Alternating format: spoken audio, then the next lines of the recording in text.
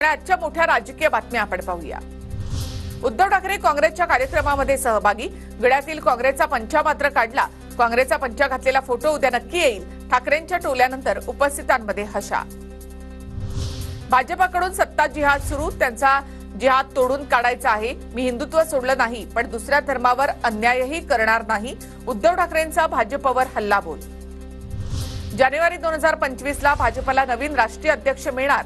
महाराष्ट्र विधानसभा निकालानंतर निवड प्रक्रिया, सूत्रांची माहिती। तोपर्यंत जेपी नड्डा हेच अध्यक्ष असतील। काँग्रेस आमदार जिशान सिद्दीकी आणि हिरामण खोसकर यांनी अजित पवार यांची भेट घेतली। मतदारसंघातील कामांबाबत चर्चा करण्यासाठी भेट। जिशान सिद्दीकी यांची प्रतिक्रिया। जिशान सिद्दीकी आणि हिरामण खोसकरांचा संपर्क मोठा। वडील आलेत, जिशान सिद्दीकी सुद्धा आमच्याकडे येणारच, हसन मुश्रीफ यांचा दावा। दोन्ही नेत्यांमध्ये असा वाद होणं हे महायुतीला घातक। रामदास कदमांचा गैरसमज स्वतः फडणवीस दूर करतील। उदय सामंतांची रामदास कदम, रवींद्र चव्हाण यांच्यामधल्या वादावर प्रतिक्रिया। केंद्रीय मंत्री अमित शहांच्या उपस्थितीमध्ये देवेंद्र फडणवीस, चंद्रशेखर बावनकुळे आणि विनोद तावडे यांची महत्त्वाची बैठक। भाजपा अध्यक्ष जेपी नड्डा यांचीही उपस्थिती। विधानसभा निवडणुकीवर बैठकीमध्ये महत्त्वपूर्ण चर्चा झाल्याची माहिती।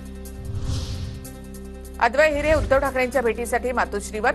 मालेगाव ग्रामीणमधून अद्वै हिरे इच्छुक। अद्वै हिरेंनी लोकसभेपूर्वी भाजपमधून ठाकरे गटामध्ये प्रवेश केला। विधानसभेसाठी इच्छुकांचे अर्ज येण्यासाठी आणखी जास्तीचा वेळ पाहिजे।